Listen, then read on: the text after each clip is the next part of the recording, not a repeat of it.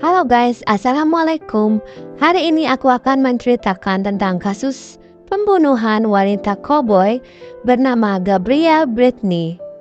Gabrielle Britney atau biasa dipanggil Britney lahir di Colorado dari orang tua bernama Jim dan Alicia. Dia juga memiliki seorang adik laki-laki bernama James yang sangat dekat dengannya. Jim, ayahnya Britney, bekerja sebagai penambang emas di daerah Elko, Nevada, sehingga keluarga mereka pindah ke Elko pada tahun 2010 pada bulan Agustus. Saat itu Britney berusia 7 tahun dan James berusia 6 tahun. Di Elko, Nevada ini memiliki sirkuit rodeo yang sangat besar. Daerah ini pun terkenal dengan tanah penduduk asli Amerika, peternakan, dan industri pertambangannya. Britney belajar menunggang kuda begitu mereka pindah ke Elko, dan dia juga hobi berkuda layaknya cowgirl. Dia juga sangat mandiri. Seiring berjalannya waktu, Jim dan Alicia menyadari bahwa pernikahan mereka mulai berantakan, sehingga akhirnya mereka bercerai. Britney tinggal bersama ayahnya agar dia bisa merawat kudanya. Pada hari Minggu, 8 Maret 2020, Britney pergi bersama ayahnya ke latihan bandnya. Kim mengatakan bahwa Britney mengirimkan Snapchat ke teman-temannya dan memberitahunya bahwa temannya Bryce Dickey atau biasa kita panggil Dickey yang akan menjemputnya. Dickey berusia 18 tahun dan bertemu Britney di rodeo lokal. Jim pulang sekitar jam 7.30 malam ke rumah, namun Britney tidak ada di rumah. Dia mencoba menghubungi Britney namun teleponnya mailbox. Jim juga menghubungi Alicia dan menanyakan keberadaan Britney, tapi Britney juga tidak bersamanya. Alicia mencoba menghubunginya juga, tapi sekali lagi teleponnya pun masih mailbox. James juga belum mendengar kabar darinya. James menghubungi Dickey untuk menanyakan tentang Britney. Dickey memberitahu James bahwa dia mengantar Britney ke Spring Creek High School. Dickey mengatakan terakhir kali dia melihat Britney bersama pria jangkung, berkulit putih, dan berpenampilan koboi. Dia mengatakan pria itu mengendarai Ford F-150 berwarna hijau tahun 2000-an. Keesokan harinya pada jam 6 pagi, keluarga Britney menghubungi polisi untuk mengajukan laporan orang hilang. Alicia mengatakan kepada polisi bahwa Dickey terakhir kali melihat Britney di Spring Creek High School bersama seorang pria koboi. Dickey menjelaskan bahwa koboi itu tampak samar. Keluarga Britney sebenarnya agak bingung mengapa Dickey meninggalkannya begitu saja di sana. Salah satu teman dekat Britney mengetahui bahwa Britney lagi sering chattingan dengan seseorang yang berinisial GT. Petugas lainnya bertemu dengan Dickey di tempat parkir sekolah menengah Spring Creek, dan Dickey mengatakan dia menjemput Britney dan menanyakan apa yang ingin dia lakukan hari ini. Akhirnya mereka berkeliling sampai Dickey menerima telepon dari ayahnya yang memintanya untuk pulang. Dickey mengatakan dia terakhir kali melihat Britney masuk ke dalam truk berwarna hijau di hutan gelap bersama si pria koboi jangkung yang dimaksud dia tadi. Polisi tidak curiga dengan Dickey dan akhirnya membiarkannya dia pergi setelah menjelaskan semuanya.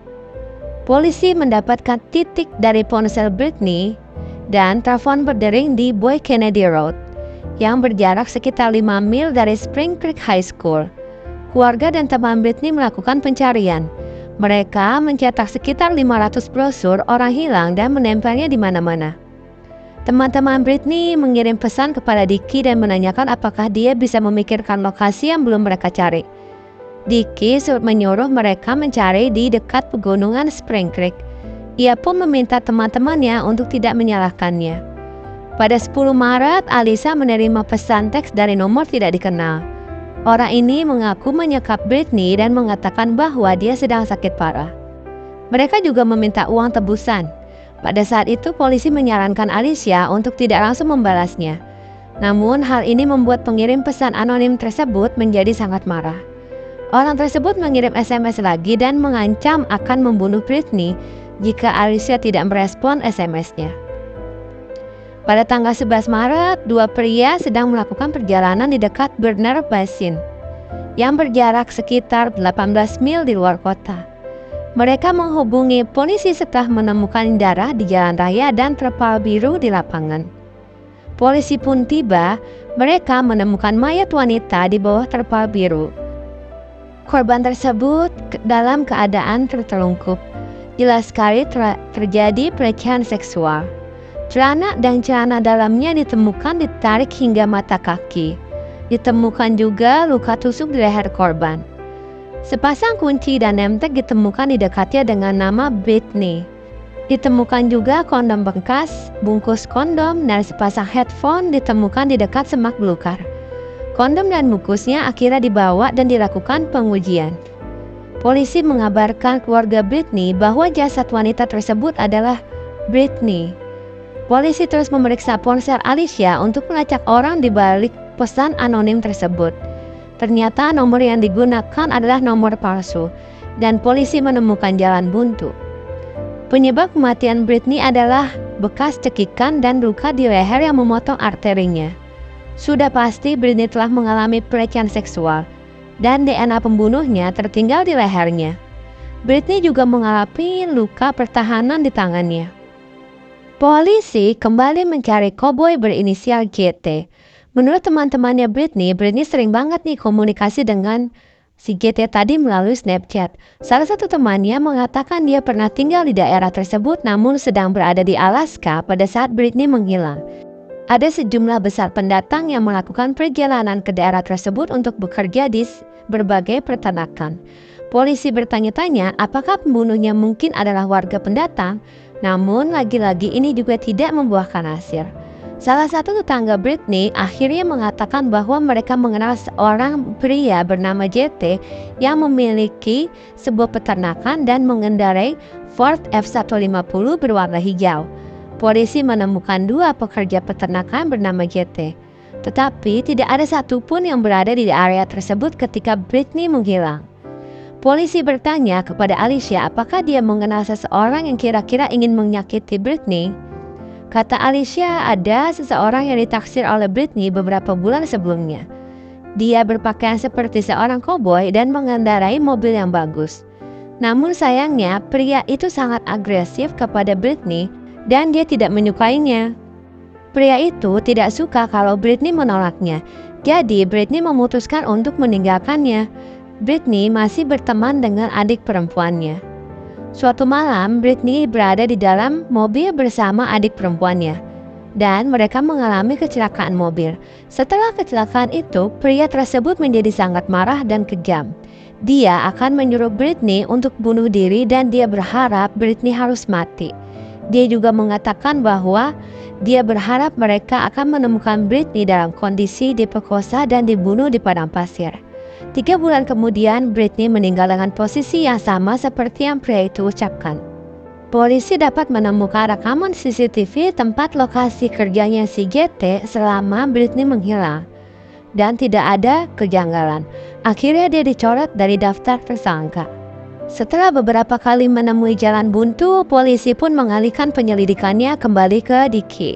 Polisi mencari CCTV dari rumah-rumah dan tempat bisnis terdekat, dengan harapan dapat melihat truk hijau dalam CCTV tersebut. Pom bensin Maverick di ujung jalan dari sekolah Spring Creek memiliki CCTV, dan kemudian setelah dicek tidak ada tanda-tanda Ford F-150 berwarna hijau, tapi mereka melihat truk CV warna biru milik Dicky yang lewat. Truknya melewati Spring Creek High School dan melanjutkan perjalanan di mana mayat Britney akhirnya ditemukan. Pada 8 Maret 2020 pukul 15.30 sore, Britney dijemput oleh Dicky dari latihan band ayahnya di dekat Angel Park. Mereka melewati pompa bensin Maverick sekitar jam 4 sore. Polisi akhirnya menggeledah data foto Britney dan Dicky untuk mengetahui apakah Britney masih berada di dalam truk saat mereka melewati SPBU. Dicky diminta pergi ke kantor polisi dan membagikan daftar teleponnya kepada polisi. Ia juga diminta memberikan sampel DNA-nya agar bisa dicocokkan. Dicky setuju untuk memberikan sampel DNA-nya. Akhirnya, setelah pemeriksaan, DNA Dicky dan Britney cocok dengan DNA yang tertinggal di kondom bekas tadi yang sudah ditemukan oleh polisi. DNA Dicky juga ditemukan di bawah kuku Britney dan di leher Britney. Polisi kembali mewawancarai Dicky dan menanyakan apakah dia dan Britney pernah berhubungan intim. Dicky menyangkalnya karena Dicky menganggap Britney seperti adik perempuannya sendiri. Saat Dicky diinterogasi, keterangan yang Dicky berikan selalu berubah-ubah. Ia diberitahu bahwa kondom bekas dan jenazah Britney telah ditemukan. Dia juga diberitahu bahwa DNA-nya ditemukan pada dirinya dan pada kondom bekas tersebut. Dia mengatakan Britney sedang menggodanya karena suatu alasan. Dicky mengatakan mereka berciuman dan mereka melakukan oral seks melalui kondom itu. Ia juga mengatakan bahwa Britney dijemput oleh pria koboi yang ia lihat tadi di Boyd Kennedy Road. Setelah penyelidikan yang cukup panjang, pada 19 Maret 2020 akhirnya Dicky ditangkap dan didakwa melakukan pembunuhan. Dialah dalang dari semuanya dan sudah memanipulasi semua cerita yang ia karang. Pada 9 Mei 2020, Dicky diadili. Jim menghadiri persidangan setiap hari. Dia mengatakan dia duduk di ruang sidang dan harus melihat setiap gambar yang dipasang. Katanya hal itu hampir membunuhnya. Setelah persidangan 9 hari, Dicky dinyatakan bersalah atas pembunuhan tingkat pertama dan penyerangan seksual. Akhirnya Dicky dijatuhi hukuman seumur hidup. Jadi itulah guys cerita tentang pembunuhan Britney, si wanita koboi yang sangat tragis. Terima kasih sudah menonton. Sampai jumpa di kasus berikutnya. Assalamualaikum.